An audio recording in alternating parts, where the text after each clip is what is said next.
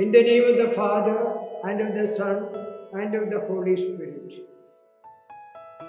Today, 19th Sunday of the Ordinary Time, Cycle B, I greet all of you in the name of our Lord Jesus Christ. Today we reflect on the power of bread. The power of bread.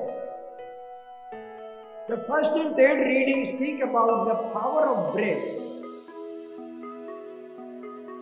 In the first reading, we find Elijah flee from the anger of Jezebel, the wife of Ahab. He reaches the mountain of the Lord after eating a piece of bread and drinking a cup of water.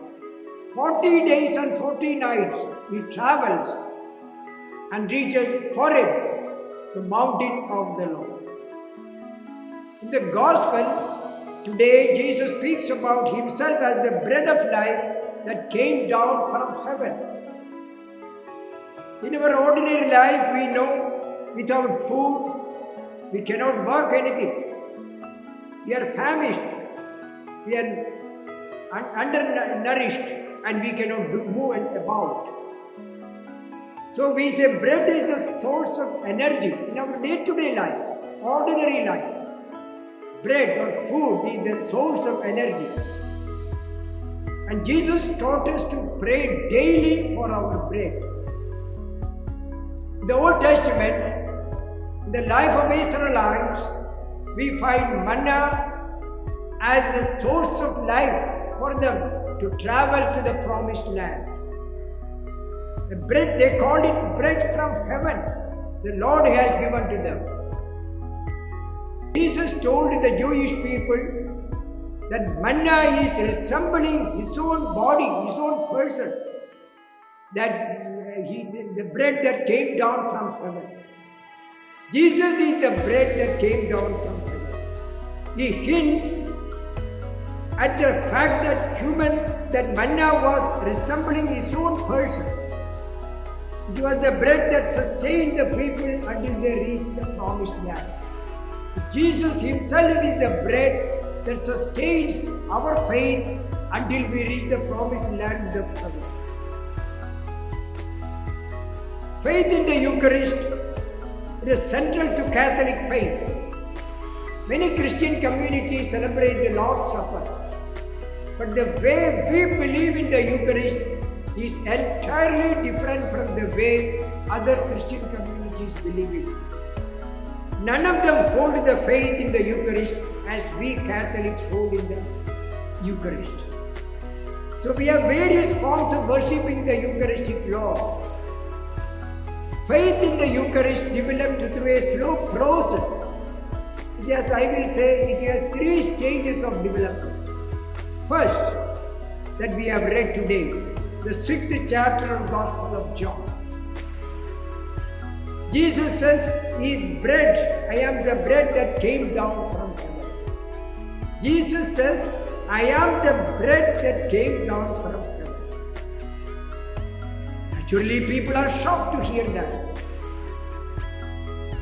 Jesus did not withdraw or give another explanation. He continued to repeat the same thing. The problem was, he speaks in the background of multiplication of the bread. Jesus multiplied the bread for the people to eat, and their stomach was full and they were happy. They thought that this man is very good. He will fill our stomach daily. Every moment our stomach will be full. So we need not work anything. So we will go after him. We will look for him. They wanted to make Jesus as the Lord of their stomach. Jesus told, no, I am not the Lord of the stomach. I am the Lord of your heart. They were looking for Jesus not because they saw the sign of multiplying the bread, but because their stomach was full. So Jesus in the beginning says, I am the bread. I am the bread. They did not do this, they were unbelieving the sign Jesus has performed. To these unbelieving people, Jesus continually speaks about the matter of faith. clearly told them, I am the bread of life and the bread of God that comes down from heaven. And I am the bread that gives life to the world. I am the living bread that gives life to the world. Again and again he is repeating the same thing in a different way. Again he told them, in spite of their murmuring, he did not withdraw his statement. He again says, if my flesh is the real food, my drink is the real drink. And those who eat it and drink it will live in me and I in him. Second stage of the Eucharist is the Last Supper. The Last Supper, Jesus take a piece of bread and he told the disciple, this bread is my body. First he told, my body is this bread. Now he is saying, this bread is my body. This wine is my drink, my blood. He gives to the people, eat my flesh, eat from it. This is my body, this is my drink, my blood. The third stage is, the disciples, after the resurrection, after the Pentecost, when they began to grow as a church, they began to practice what Jesus did in the Last Supper. They called it breaking of the bread.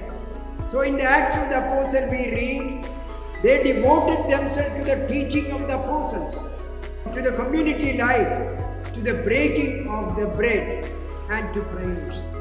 Breaking of the bread. So whenever they gathered, they broke the bread. They celebrated Eucharist. Another passage which we find in the Acts of the Apostles chapter 27, in the missionary journey of St. Paul, he reached Troas, a town, a Greek town, and it was a Sunday. When they gathered to break the bread, he said, they gathered the first week of the day, on the first day of the week. The first day of the week, he gathered to break the bread. That's what we say. So the first day of the week means Sunday.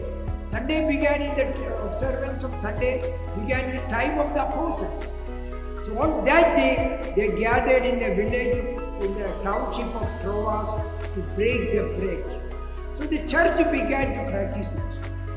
And in the letter to the Corinthians, we find a detailed explanation how they should celebrate the Eucharist. So the church, early church began to practice the Eucharist. It is not only a saying of Jesus, it was practiced by the church. And they began to believe this is the real body and blood of Jesus Christ.